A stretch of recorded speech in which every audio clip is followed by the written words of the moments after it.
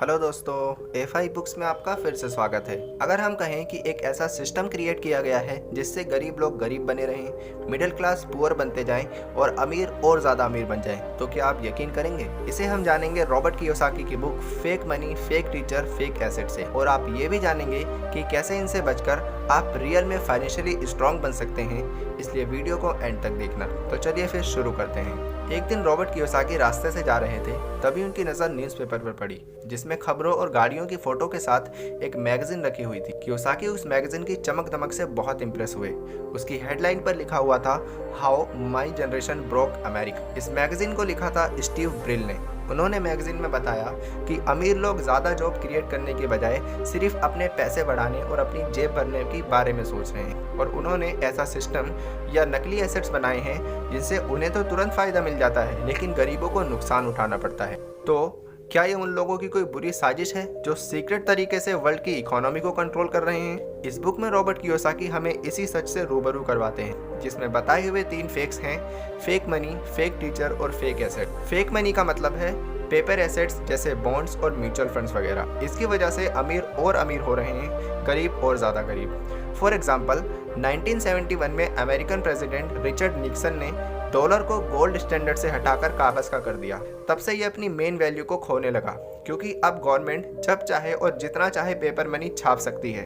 और 2008 के market crash में अमेरिकन गवर्नमेंट ने ट्रिलियंस डॉलर फेक मनी छापी भी थी। ज्यादा पेपर मनी छापने से महंगाई बढ़ती है। इसका असर पूरी मार्केट और शेयर मार्केट पर पड़ता है। छोटे इन्वेस्टर्स जैसे एम्प्लॉय और प्रोफेशनल्स इस उम्मीद के साथ अपना ज्यादातर पैसा शेयर मार्केट में रखते हैं कि टाइम के साथ ये डबल और ट्रिपल या उससे भी ज्यादा होगा। लेकिन जरूरत से ज्यादा पेपर मनी छापने से शेयर मार्केट प्रॉफिट कम होने लगता है, और मान लो प्रॉफिट 3 गुना ज्यादा हुआ भी, तो इसके साथ ही ब्रोकर फीस और टैक्सेस भी ज्यादा होंगे, क्योंकि मार्केट में कीमतें तो बढ़ी जाएंगी। इस तरह प्रॉफिट कमाने के बाद भी नुकसान हो सकता है। इसलिए ऐसी कंडीशन को अवॉइड करने के लिए रॉबर्ट कियोसाकी सिल्वर और गोल्ड जैसी मल्टीपल जगह भी निवेश करने की सलाह देते हैं, क्योंकि यूजुअली इनका प्राइस बढ़ता ही है तो आपका पैसा भी बढ़ेगा। दूसरा है फेक टीचर्स। इनका मतलब ऐसे टीचर से है जिनके पास उसका कोई पर्सनल एक्सपीरियंस ही नहीं होता जो वो पढ़ा रहे हैं। फॉर एग्जाम्पल, रॉबर्ट कियोसाकी के एक अकाउंटेंट टीचर हुआ करते थे जिन्होंने कभी अकाउंटेंट का काम नहीं किया था, बस थ्योरी में अकाउंट को पढ़ाया करते थे।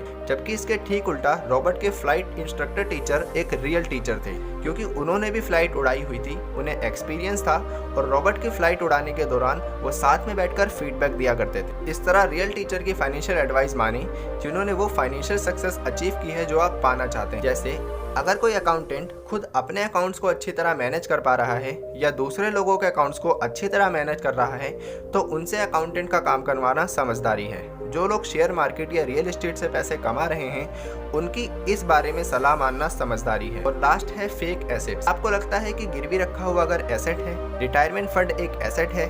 इसके लिए सबसे पहले एसेट और लायबिलिटी में अंतर पता होना चाहिए। एसेट वो चीज़ है जिससे आपकी जेब में पैसा है, लायबिलिटी जिससे पैसा जाए। गिरवी चुकाने के लिए हर महीने जेब से पैसा जाता है। रिटायरमेंट फंड के लिए भी आप सालों तक मेहनत करके पैसे जमा करते हैं। एलीट क्लास या अमीर लोगों ने पब्लिक के पैसों पर अमीर बनने के लिए क्रेडिट डिफॉल्ट्स और सिक्योरिटी जैसे तरीके बनाए हैं। इसलिए जब आप इन्वेस्ट करते हैं या गिरवी होम की फीस भरते हैं, तो इन्वेस्टमेंट बैंक्स आपके पैसों को कहाँ और कैसे यूज़ करते हैं, उनकी टेक्निकल टर्म्स आम लोगों को समझ में ही नहीं आती। बैंक्स उन पैसों से ज़्यादा पैसे कमाने के लिए आगे इन्वेस्ट कर देती हैं, और जब डेरिवेटिव एक्सप्लोड हो जाता है तो उनका कुछ नहीं जाता, गरीबों का पैसा डूब जाता है। लेकिन अब भी आपको हर महीने फीस तो चुकानी ही पड़ती है। इस तरह जिसे आप एसेट समझ रहे हैं वो लायबिलिटी बन जाती है। ऐसी कंडीशन से बचने के लिए रॉबर्ट कियोसाकी कहते हैं कि अपना बिजनेस और इनकम के मल्टीपल सोर्सेज बनाने पर फोकस करें, ताकि एक एसेट में नुकसान होने से आपकी ओवरऑल फाइनेंशियल कंडीशन पर कोई खास फर्क ना पड़े और आपके पास पॉजिटिव कैश फ्लो बना रहे। तो दोस्तों, आपने फेक मनी, फेक टीचर्स और फेक एसेट और उनसे बचने के तरीकों को जाना। अब इन तरीकों को अपनी फाइनेंशियल लाइफ में अपनाएं, ताकि फेक लोगों से बचते हुए अपनी मेहनत की कमाई को सही जगह इन्वेस्ट करके रियल में पैसे कमाएं और अमीर बने। दोस्तों, वीडियो पसंद आई हो तो लाइक करके चैनल को सब्सक्राइब कर लें। मिलते हैं नई वीडियो में। Wish you all the best.